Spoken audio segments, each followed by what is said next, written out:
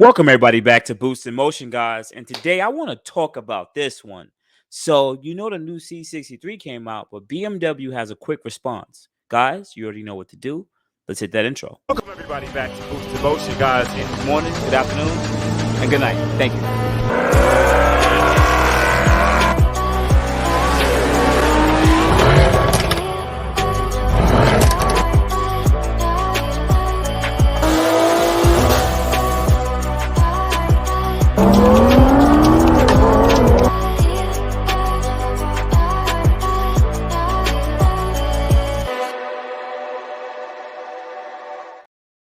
Welcome everybody back. Welcome everybody back to the channel. First thing, shout out to my whole Boost in Motion family. I know you guys have already hit that like button, so thank you guys for your support. And also, can you please watch those ads? It really does help out the channel.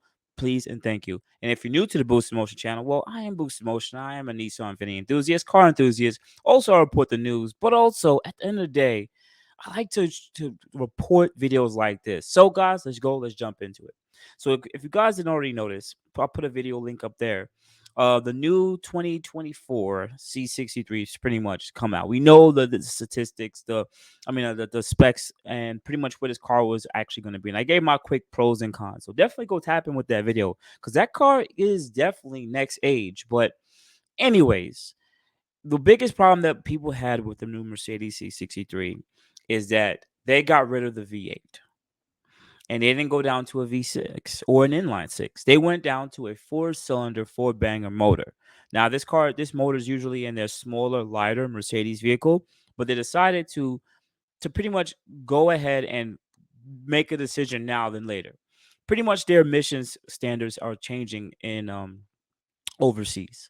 So they decided to just get ahead of the curve and just go right for the emission compliance right now, and pretty much piss everybody's off that deals with Mercedes, that deals with AMG. Because even me as a Mercedes enthusiast too, I am freaking astounded that they really did this.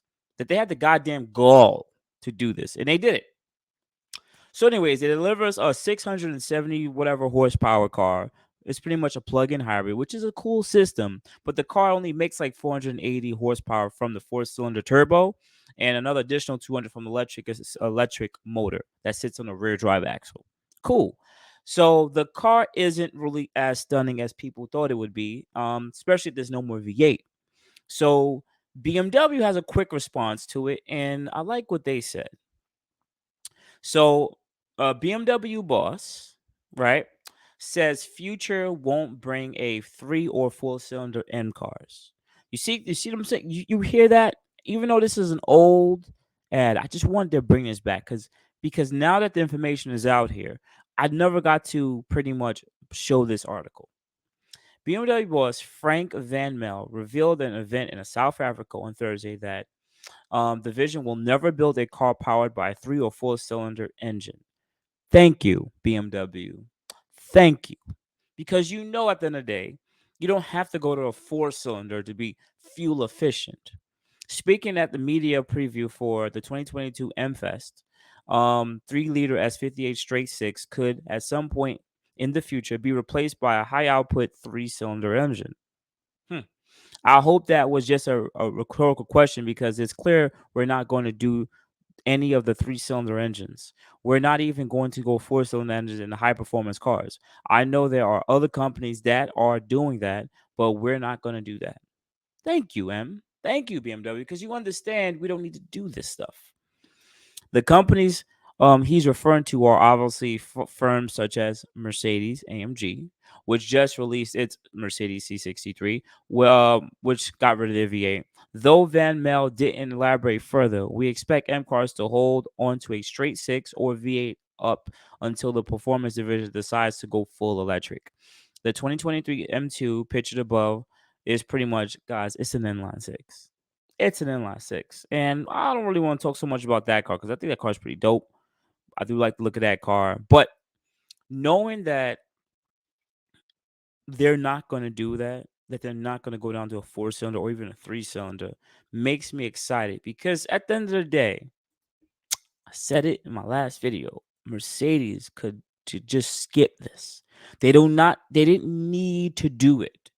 They didn't need to do it. If it was such a big thing, right? Anyone's watching. If it was such a big thing for them to be more emission standard, why didn't they just make their new S63 an inline six hybrid one? Why didn't they do that? They could have went with the 6-cylinder motor and with a 200 horsepower electric thing, but they chose to not do that. You want to know why? Because they said, "Wow, this car is freaking heavy. It's 5,000 pounds or close to 5,000 pounds.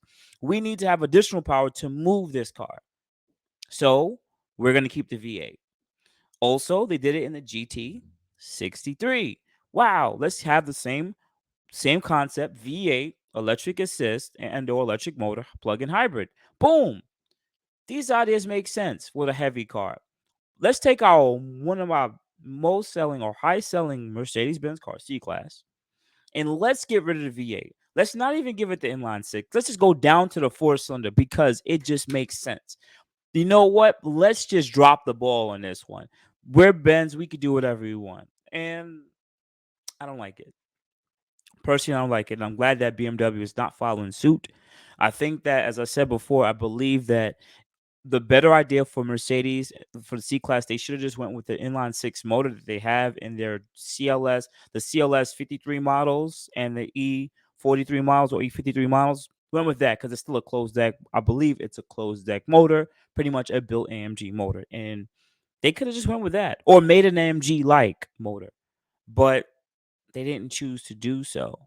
And it makes me sad and upset because that I think that would have been a better look, the inline six with the electric motor, or better yet, as I said before, because I'm giving you guys the goodies. You probably didn't hang out to the end of the video.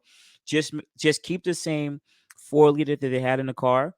Give it the upgraded E63 slash the E63 slash GT63 motor. Pretty much it has a lower compression ratio motor, better pistons, and it has different turbos. The turbos are slightly different. It's like same thing with the exhaust ports, and make the car all-wheel drive. So you bump the car, you could detune it to like 550 horsepower. And I think with the newer look of the W206, the car would have been stunning. People would have purchased it, skipped the hybrid stuff because they didn't have to do that now. And I think they could have rocked it out for the next 3, 4, 5 years until they would have had to switch over to something hybrid. But they didn't choose to do so. That would have kept the car at about, that would have made the car about 4,200 pounds with the all-wheel drive system. Ooh. But at the end of the day, it would have had additional power, which would have made up for it.